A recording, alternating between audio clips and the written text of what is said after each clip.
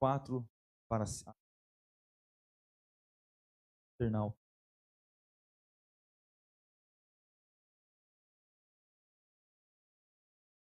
Texto, nossa devocional, 6 conversas encontra em Marcos, capítulo de número 2. Está abordando sobre essa semana da devocional.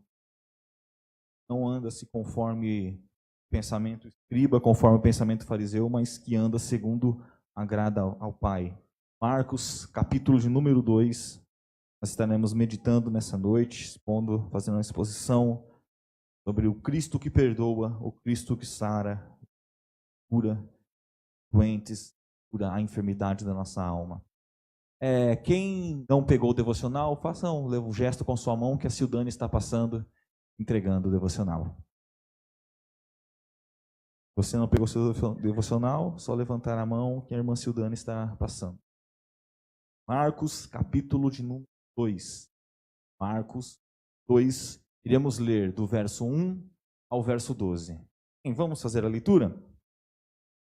E alguns dias depois, entrou Jesus outra vez em Cafarnaum. Soube-se que estava em casa. Logo se ajuntaram tantos que nem ainda nos lugares junto à porta eles poderiam caber. E anunciava-lhes Jesus a palavra. E vieram ter com ele, conduzindo um paralítico. Amém. Vamos orar? Teus olhos. Senhor, venha falar ao teu coração nessa noite. Pai, em nome de Jesus Cristo, eu quero dar graças a Ti, Senhor, pela graça de poder estar ministrando a Tua palavra que foi lida neste momento. O Santo Espírito fale às nossas mentes, aos nossos corações, que a Tua palavra venha brotar, Senhor, grandemente, Pai, em nossos corações, que a Tua palavra venha, Senhor, arder com chama do Senhor em nossos corações para praticarmos, vivermos e vivermos para a Tua glória, Senhor. Pai, que nós venhamos nessa noite, Senhor, nos regozijar, nos alegrar em Ti e na Tua santa palavra, Senhor. Assim nós oramos, Pai, nós Te agradecemos em nome do Senhor Jesus Cristo. Amém. Glória a Deus. O John Stott, ele tem um livro, além da devocional, chamado As Controvérsias. Ele caracteriza o Jesus que é Deus, que é Senhor de todas as coisas e que não anda conforme o costume dos escribas e dos fariseus. E não é os escribas e os fariseus que têm que ditar a regra, que o certo era eles transmitir a lei de maneira como estava escrito. Mas eles estavam transmitindo totalmente errado. Uma das controvérsias é o Jesus, ser humano, 100% Deus, 100% homem, dar perdão de pecados, o que era causado aos escribas blasfêmia, a ponto que, na cultura judaica, isso poderia resultar em morte, devido a tal blasfêmia, alguém se colocando ao nível. Quando alguém dizia que tinha poder para perdoar pecados, ele se colocava ao nível de Deus, o que era uma blasfêmia inaceitável no meio. Você pegar o capítulo 1, começo do capítulo 1, na metade dele, após a tentação, Jesus chamou apenas Pedro e André, Tiago e João, apenas esses 4 discípulos no começo. Jesus aqui já curou a sogra de Pedro, já expulsou um demônio na sinagoga, e agora, passados-se alguns dias, nesse período, estava ainda conseguindo alguns apóstolos, alguns discípulos, e ele chega-se em Cafarnaum, cidade de origem onde ele estava nessa época habitando, e a multidão sabe-se que Jesus está em casa. E a multidão não lhe dá um certo descanso, a ponto que, assim que sabe-se que Jesus está na sua casa, enche grandemente aquela casa, todos, a ponto que nem na porta pode se assentar. Tantas pessoas estão na casa. Jesus está fazendo o que nessa casa? Jesus está pregando a palavra, como nos diz aqui, e anunciava-lhes a palavra de Deus. Jesus está ministrando aos corações dele. Interessante que tinha, como sempre na história, tinha infiltrados ali, né? Os escribas ali, querendo saber quem é esse homem que está pregando a palavra e quem é esse homem que está traduzindo a lei. Ele não tem tal poder e tal autoridade. Mal sabia eles o que haveria de acontecer ali. Mal sabia eles que o Messias prometido estava na sua frente, que haveria de realizar milagres.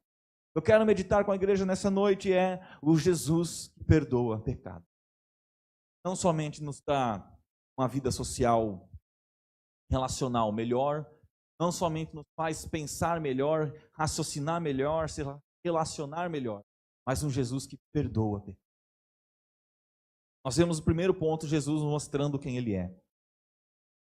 Jesus ele chega no verso 3, né, vieram conduzindo com um paralítico. Jesus está pregando a palavra, esses homens não podem chegar, tanta gente, a compaixão é grande do pessoal, né, não deixa o pessoal entrar, eles têm que subir ao telhado. E no verso 6 fala dos escribas. Mas a palavra de Jesus, ao ver a fé do paralítico, o primeiro ponto que eu quero falar com vocês sobre o perdão do pecado, o poder de perdoar pecados. Eu disse pela manhã, torno a dizer agora à noite, que sempre o protagonista da história é Deus. Nos últimos tempos, infelizmente, muitas pregações aí de internet, de televisão, tem se contabilizado a protagonização da história ao ser humano. Algumas inversões de valores, que nem muitas vezes, já vi muitas pregações, as pessoas exaltarem aos 4 amigos, tirarem Deus da história. 4 amigos têm sua devida importância, mas o autor e o protagonista da história é Deus. Sempre digo isso. O protagonista da história de José é Deus. Foi Deus que é poderoso, soberano, grande, e tem tanta autoridade e poder que até de um escravo na prisão ele tem poder para fazer ser governador do Egito. O protagonista da história de Abraão é Deus, que pega um ser fabricante de ídolos, dos pais totalmente consagrado a ídolos, e ele tem poder para pegar um ser desse e fazer pai de multidões. É Deus quem está no centro da história, quem conduz a história para o bem daqueles que o amam e para o louvor da sua glória. O protagonista da história de Davi não é Davi por matar o gigante Golias. O protagonista da história é Deus, que pega um menino de 14 anos, dá unção, poder para ele matar um urso e um leão e derrotar o maior aliado, o maior inimigo da história de Israel, Golias. Um menino de 14 anos. Deus é o protagonista da história, aonde pega um ser desse, aos olhos físicos da humanidade, que não aguentava nem carregar a armadura de um rei, e ele derrota o maior inimigo da época. Assim, meus irmãos, o protagonista da sua história é Deus, que te trouxe aqui nessa noite, que te levará para a eternidade, que conduz a sua vida pelo caminho reto, que te ensina no amor, na justiça do Senhor, e perdoa os nossos pecados.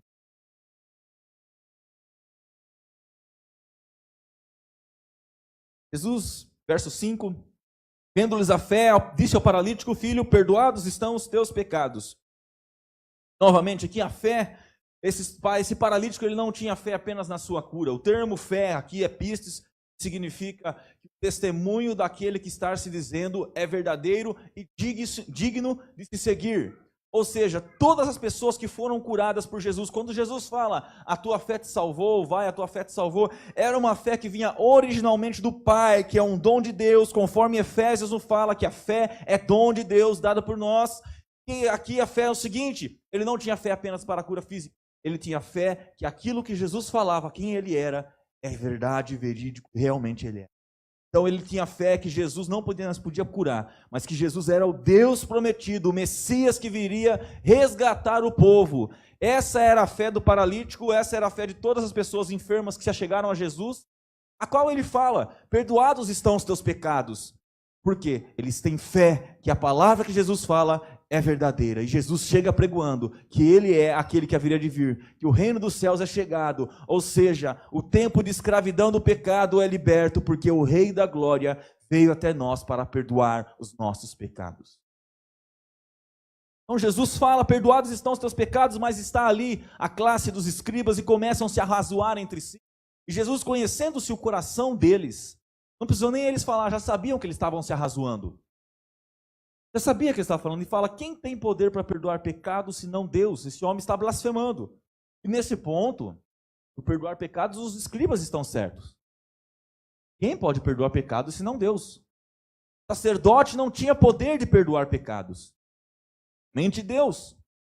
Os sacerdotes ofereciam sacrifício pelo povo e primeiramente ofereciam sacrifício para si, para poder obter perdão de pecados. O sacerdote não poderia. Nenhum homem no céu e na terra, ninguém pode perdoar pecados senão Deus. Eles estão absolutamente certos. o que atesta mais uma vez que o Senhor da sua vida, Jesus Cristo, é aquele que haveria de vir, é o Messias prometido lá em Isaías, que daria sua vida em resgate de muitos e intercedeu pelos pecadores. É Ele que está no controle da sua vida. É mais um motivo para nós estarmos contentes e felizes, confiando que a missão que Jesus confiou a nós não há de falhar, porque Ele há de nos sustentar. Só Deus pode perdoar pecados. Isso os escribas estavam totalmente certos. Só Deus tem poder para perdoar pecados. E aqui agora eu quero trabalhar com vocês sobre perdão de pecados. Muito se fala, Jesus, note aqui, ele vê primeiramente ao ponto de se admirar, de se ter compaixão deles. Os homens chegam-se a Jesus vendo a sua necessidade física, a necessidade do paralítico andar. Jesus, antes dessa necessidade que ele haveria de cumprir, de suprir, de trazer de volta ao homem andar, Jesus, antes de tudo, ele restaura a humanidade, ele traz a necessidade que nós não sabemos que nós temos, mas todo ser humano tem, a necessidade de perdão de pecados, a qual você e eu, todos aqui somos pecadores, e é inevitavelmente, não há nenhum anjo aqui entre nós, somente, aqui. Então, você e eu somos pecadores. A necessidade de perdão de pecados. Jesus está dizendo claramente, vocês não estão percebendo, vocês não estão vendo a necessidade, mas eu estou mostrando essa necessidade. Perdoados estão os seus pecados. Porque crê que eu sou o Filho de Deus prometido. Porque crê que eu sou o Messias que haveria de vir. A maior necessidade do ser humano, meu irmão, minha irmã, é o perdão de pecados. Talvez você esteja passando por milhões de problemas hoje. Problemas em todas as áreas da sua vida. Talvez não, talvez esteja tudo bem. Mas a maior necessidade que você tem na sua vida é o perdão dos pecados. É sanar o débito que nós temos com Deus por transgredirmos a lei moral dele, por transgredirmos os mandamentos, por não cumprirmos 100% como deve ser cumprido a palavra do Senhor. Não há ninguém que possa se cumprir. Se houvesse alguém que pudesse cumprir, Jesus não precisaria morrer numa cruz. Essa é a nossa maior necessidade, amada igreja. O perdão dos pecados. E que palavra que Deus nos dá. Que graça, que favor imerecido de nós podermos ter o perdão dos pecados. Isso que foi, Jesus está aqui no princípio do seu ministério. Ele está falando aquilo que foi rasgado lá no Éden. Aquilo que lá em Gênesis 3 foi perdido. A comunhão, quando Jesus fala, perdoados estão os teus pecados. Quando você vem a Cristo, Cristo diz a você, testifica no seu coração, perdoados estão os teus pecados. Agora sim ele está dizendo, agora você tem vida, agora você está em comunhão com o Pai, agora você não é mais filho da ira, agora você é tornado filho de Deus, herdeiro e co-herdeiro com o Senhor Jesus Cristo. Perdoados estão os teus pecados. Aquilo que foi rasgado lá no Éden, aquilo que foi com Adão quebrado, a comunhão com Deus. Agora o homem não poderia mais se aproximar de Deus. Deveria ter sacrifício. O homem estava em constante ira contra o Senhor. O homem jamais poderia pagar o alto preço para ter o perdão dos pecados. Tudo aquilo que te separava de Deus, por uma única palavra, perdoados estão os teus pecados. Por esse único motivo, pelos teus pecados, vocês que me ouvem nessa noite, serem perdoados, é que vocês se tornam filhos de Deus e herdeiros da vida eterna. Somente por isso. Uma única palavra, com grande efeito. Ah, que pena que muitos não temos a noção do que é isso. Agora você pode se chegar a Deus, você é filho, você é filha, você é herdeira com Cristo. A dívida que nós tínhamos era impagável com o Senhor. Jamais poderíamos entrar ao céu sem Jesus Cristo. Perdão de pecados. Sabe, a palavra nos fala que céu não entra pecado. Céu não tem. Céu é perfeição. Para você herdar a vida, você precisa ser santo. Nós aqui conseguimos ser santos sem Jesus Cristo. Sem a ação do Espírito. Nós tivermos um único pecado, já é insuficiente para entrar no céu. Não precisa de milhões de pecados. Basta apenas um. Adão cometeu um delito. Derivaram depois de muitos, mas cometeu um delito. Trouxe queda, morte a toda a humanidade. a impossibilidade do homem se relacionar com Deus. Adão não poderia se relacionar com Deus, nós não poderíamos se relacionar com Deus antes de Cristo. Antes dessa palavra sobre a tua e a minha vida, sobre a vida desse paralítico, perdoados estão os teus pecados. Éramos filhos da ira, éramos destinados à perdição eterna, estávamos longe de Deus. Antes disso não poderíamos nos chamar o Deus de Pai, porque nós não o servíamos, nós nem críamos na sua palavra. Todas as nossas obras diante de Deus era maldade, maldade, maldade. O Senhor fala que até a justiça do ímpio é réprobo e considerada como trapo de imundícia. Nós não poderíamos pagar a dívida com Deus. Jamais. Diz pela manhã, Isaías relata que as grandes potências mundiais, Isaías 38, 37, Isaías 39, as maiores potências mundiais, as grandes nações perante Deus é considerado como um pingo num balde. Uma gota d'água num balde. E aí ele vai mais a fundo ainda, que ele acha que é muito considerar um pingo de uma gota d'água num balde. É considerado como uma erva. E aí Isaías acha que é muito ainda comparar com uma erva e fala, as maiores potências do mundo é considerado como um vácuo, como um nada. As grandes potências mundiais dessa terra, as grandes forças nessa terra perante o nosso Senhor é considerado como um nada.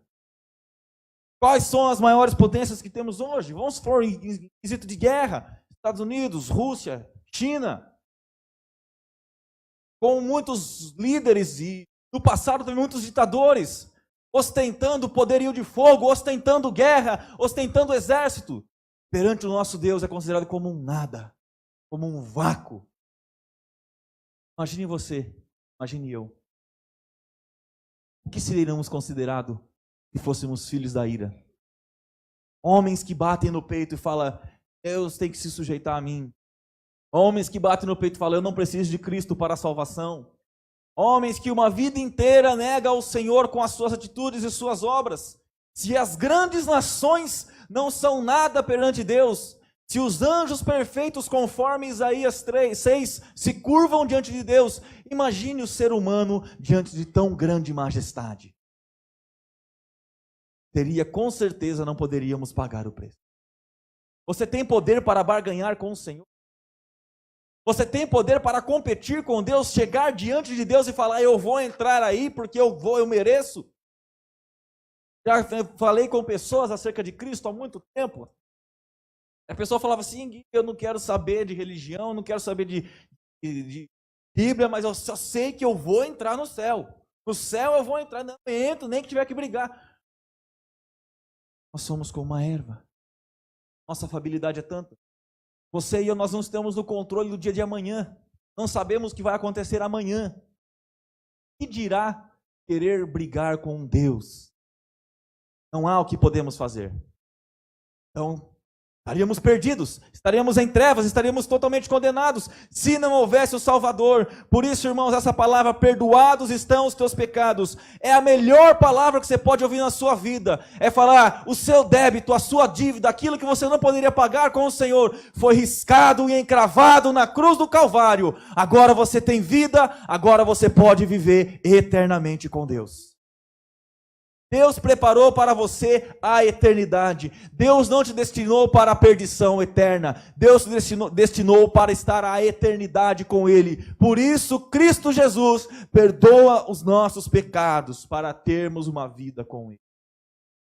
Nessa noite nós temos que sair daqui com essa consciência que a maior necessidade da nossa vida é o perdão dos pecados.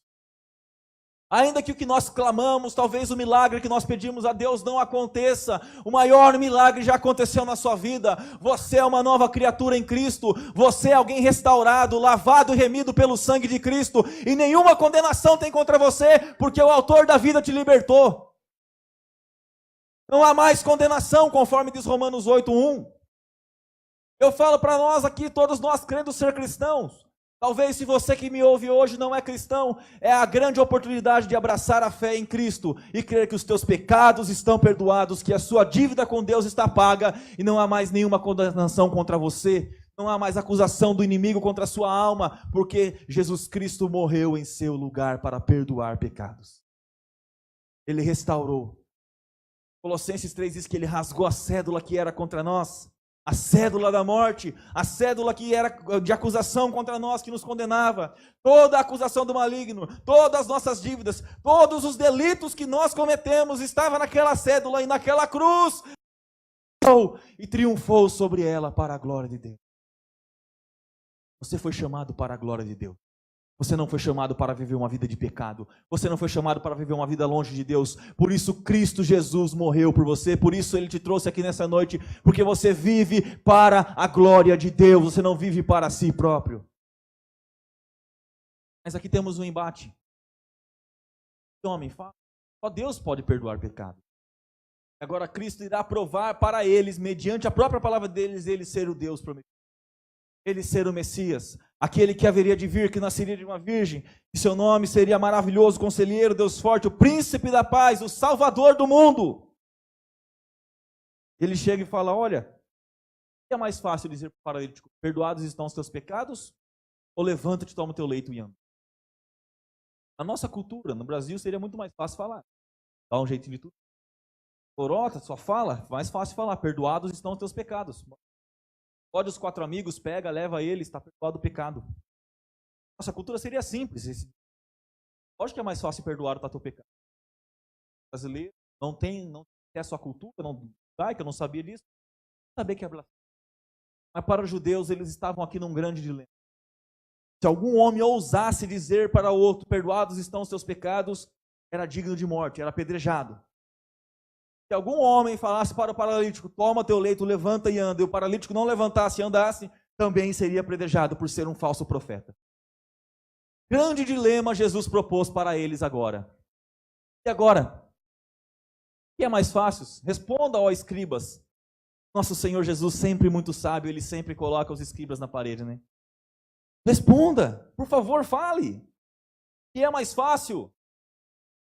O propósito do milagre, irmãos, nunca foi para exaltar o homem, nunca foi para um Deus que serviu o homem, mas sempre foi para testificar e exaltar a majestade e soberania de um Deus eterno que criou todas as coisas, que sustenta todas as coisas. O milagre na sua vida, meus irmãos, não é para que Deus nos serve, mas é porque Deus tem prazer em abençoar os seus filhos para a glória dele. O milagre na sua vida é para a glória de Deus. Você é um milagre para a glória de Deus. E vem aqui no verso 10, acompanhe comigo. Ora, para que saibais que o Filho do Homem tem na terra poder para perdoar pecados, ou seja, saber que Ele é o Deus eterno junto com o Pai, que Ele é o Filho, segunda pessoa da Trindade. Verso 11, a ti te digo, toma o teu leito, levanta e vai para a tua casa. Levantou-se, tomou logo o leito, saiu em presença de todos, de sorte que todos admiraram e glorificaram a Deus, dizendo, nunca tal vimos. O milagre sempre foi para a glória de Deus. A sua vida é para a glória de Deus. E agora, ó escribas, o que vocês têm a dizer? Vocês estão preocupados porque eu falei perdoados estão seus pecados? Vocês acham isso é muito? Então, para mostrar esse poder, levanta e vai para sua casa. Imediatamente. A enfermidade deixa esse homem. Sabe por quê? Porque nada resiste à palavra daquele que tudo formou. Nada resistem à ordem do Senhor Jesus Cristo. Basta uma só palavra para Ele, tudo se faz segundo o teu bem-querer. Ele não precisa de rodeio, Ele não precisa fazer show, Ele apenas precisa determinar, haja e tudo haverá, porque Ele é Deus, Ele é o Senhor da nossa vida, da sua vida, da minha vida. Portanto, meu irmão e minha irmã, a sua vida está no controle de Cristo. Nada foge do controle dEle. Nada há de fugir do controle dEle. Confie tão somente no Senhor e tudo te irá bem, mesmo nos dias de tribulação, porque o Senhor é o dono da sua vida. Não há o que possa fazer. A enfermidade não pode deter o Senhor. Os problemas e as dificuldades da vida não são para impedir a glória de Deus, antes são para testificar a glória de Deus.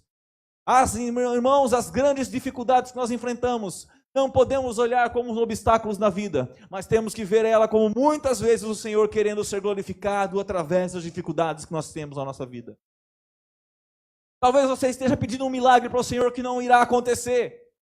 Talvez o Senhor quer que nós estejamos assim, mas é para a glória dEle. Para que Ele te esforce e te capacite para o resto da sua vida, você viver uma vida para a glória dEle. Mas o maior milagre ele já realizou. Tirar o coração de pedra, colocar um coração de carne, fazermos nova criatura no Senhor.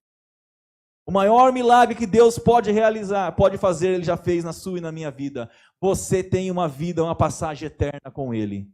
Isso é que é o mais importante para nós.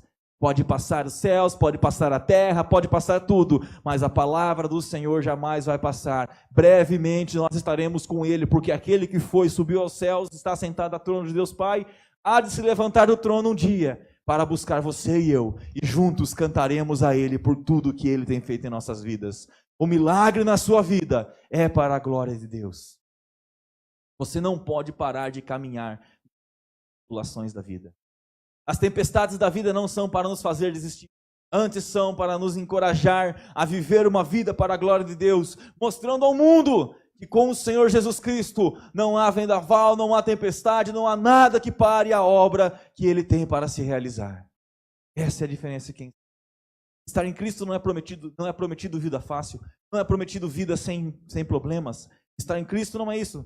Estar em Cristo é a promessa de que todos os dias o Espírito Santo está conosco, nos sustentando. E todos os dias Ele nos dá força. E que eternamente estaremos com o Senhor na glória. Não há nada mais maravilhoso do que isso. Não há nada melhor do que isso. Você tem uma eternidade com o Senhor. Os débitos que você tinha com Deus foram pagos. A dívida, o escrito de morte foi rasgado.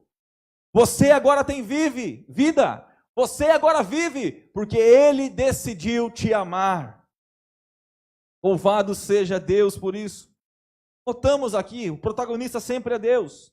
Notamos também como Deus, não podemos descartar a atitude desses homens, como Deus sempre coloca ao nosso redor pessoas que estão junto conosco para toda a obra.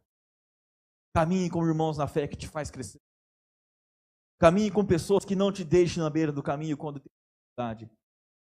Foi o caso desses 4 homens que, quando viu a dificuldade do paralítico, não parou, antes subiu um telhado. Imagine que era difícil demais subir o telhado naquela época, até porque segundo aquela história, aquela casa devia ser um telhado muito frágil, poderia cair, poderia todos vir abaixo. Caminhe com quem te conduz até o Senhor Jesus Cristo. Cuidado com as conversas, com as falsas amizades. Caminhe com quem zela pela sua vida. Caminhe com quem está com você, até se for preciso escalar uma montanha. Caminhe com quem está com você, até se necessário a morte. Mas que não negue ao Senhor Jesus Cristo. Com certeza, essas amizades o levará. Leva até Deus. Provérbios está recheado disso. Provérbios 17, Provérbios 24. Ame em todo tempo, ame o irmão, um amigo, e na angústia nasce um irmão. Há amigos mais chegados do que um irmão.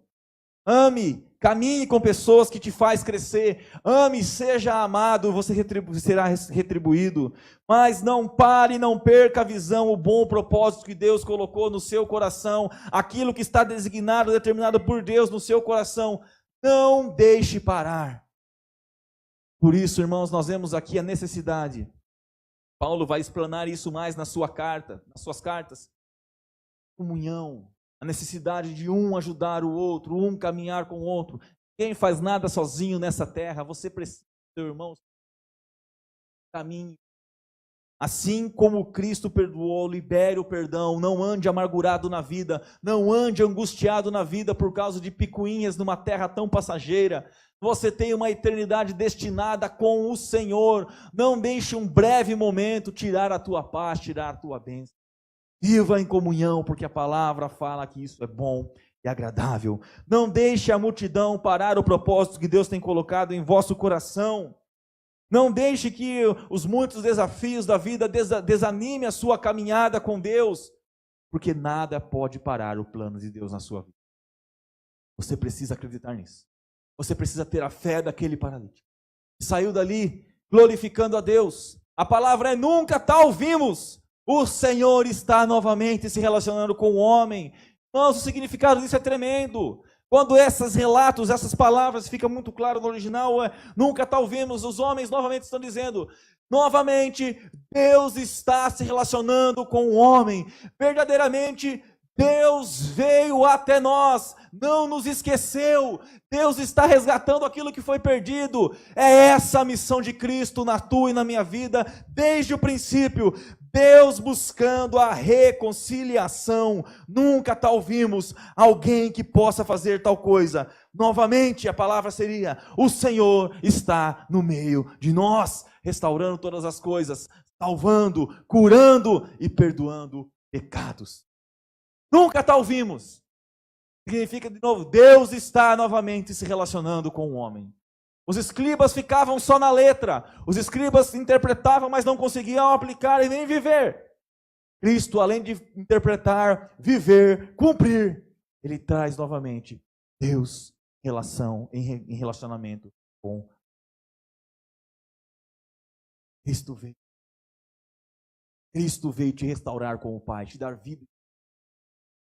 Como eu tenho dizido, novamente eu vou dizer, não é vida fácil, mas é uma vida triunfante, mesmo em meio às dificuldades da vida, mesmo em meio aos problemas da vida, você pode ter paz com Deus, você pode ter a solução dos seus problemas, que é encontrar satisfação no Senhor Jesus Cristo, encontrar paz no Senhor Jesus Cristo, encontrar forças para resolver as dificuldades da vida, porque é Ele quem é o autor de toda a nossa vida. Nunca está ouvindo. O Senhor Deus se relaciona novamente. Realmente, Deus desce dos céus para se relacionar com o homem. Perdoados estão os seus pecados. Esse homem sai, provavelmente, segundo relatos históricos, um grande pregador, anunciando as boas novas, anunciando que não porque ele cria apenas que o Jesus poderia fazer um milagre, mas como eu disse, ele cria que Jesus era aquele que haveria de vir. Irmãos, disse pela manhã, se esse homem aqui recebeu a maior bênção no versículo 6, no versículo 5, perdoados estão os teus pecados. As dificuldades da vida não podem nos fazer parar de entender isso. Nada pode tirar isso da sua mente. Eu disse pela manhã que se esse homem saísse daqui paralítico, se apenas essa palavra fosse sobre ele, ele já sairia dali o homem mais feliz da terra, porque ele tinha acabado de se tornar filho de Deus e herdeiro da vida eterna. E por mais que ele vivesse 70, 80, 100 anos, quando ele morresse, ele estaria na glória com o Pai. A maior bênção da eternidade, ela vem primeiro do que a bênção física. Se ele saísse dali paralítico, ele sairia dali perfeito, satisfeito, porque ele se tornou filho de Deus. Talvez muitos dos nossos problemas não são resolvidos. Muitas das coisas que nós pedimos para Deus não acontecem. Mas a maior coisa já aconteceu na tua e na minha vida. A transformação de um coração, a transformação de uma vida mediante o poder do Senhor Jesus Cristo.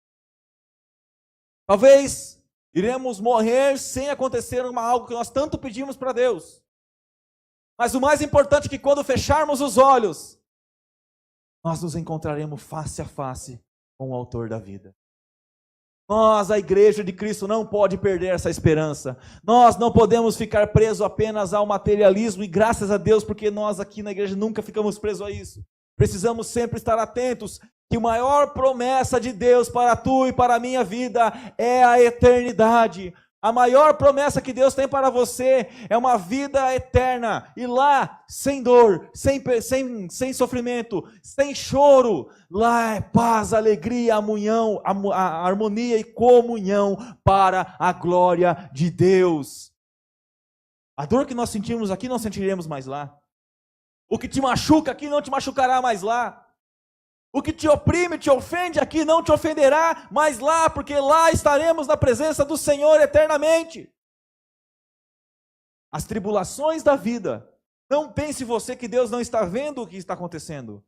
Não pense você que Deus não sabe o que acontece na sua vida. Deus está a par de tudo o que acontece na sua vida, e digo mais, Ele é Senhor de tudo o que acontece na sua vida. E te digo mais, você não vai parar na caminhada, porque Deus é quem te sustenta, quem opera em você, tanto querer quanto efetuar ou realizar. É Deus quem vai te sustentar até o fim. E os problemas da nossa vida não são para nos parar. mas são todos para que nós conseguimos enfrentar, viver e viver para sempre para a glória de Deus, para que o mundo seja confundido e olhar como pode um homem desse passando por tantas tribulações, como pode uma mulher dessa ser tão sofrida na vida, viver feliz, dizer que tem um Deus, dizer que vive contente. Só há uma explicação: isso é milagre, isso é perdão de pecados, isso é promessa de vida eterna, isso é ação do Espírito Santo na tua vida.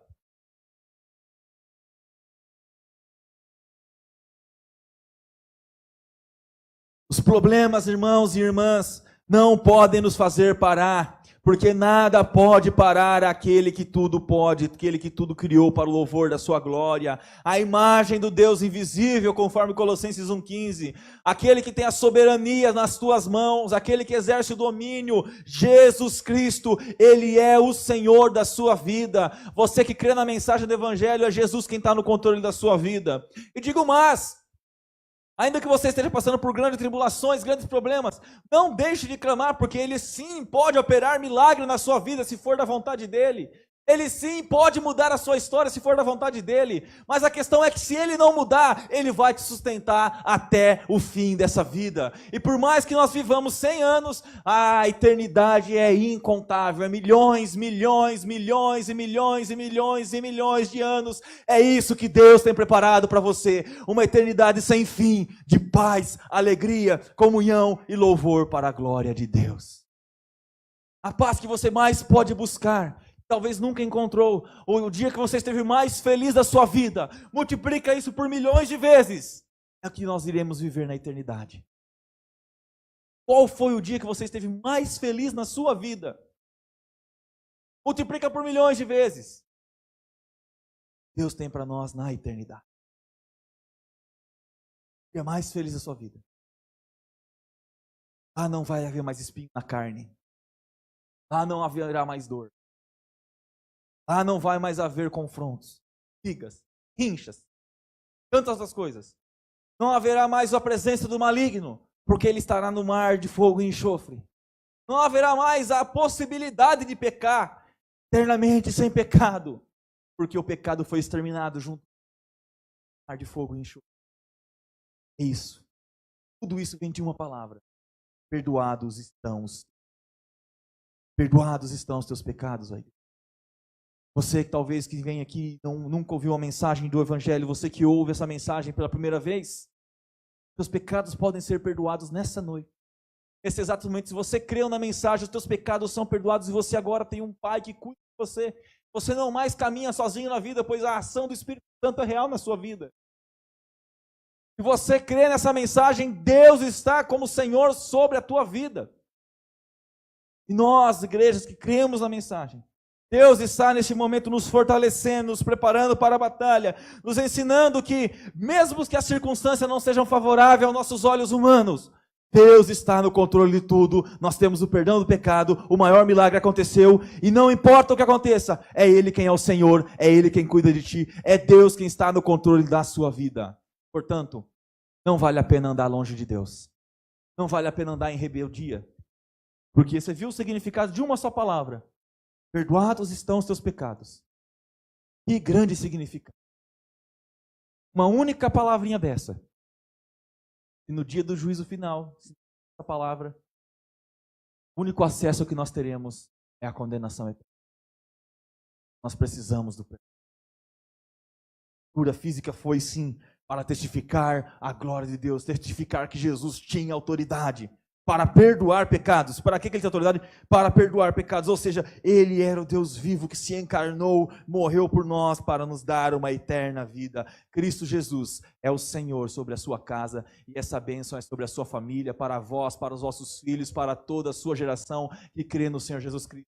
A bênção do Senhor não é individualista, é para a sua família, é para os seus entes queridos, é para todo aquele que crê no Evangelho.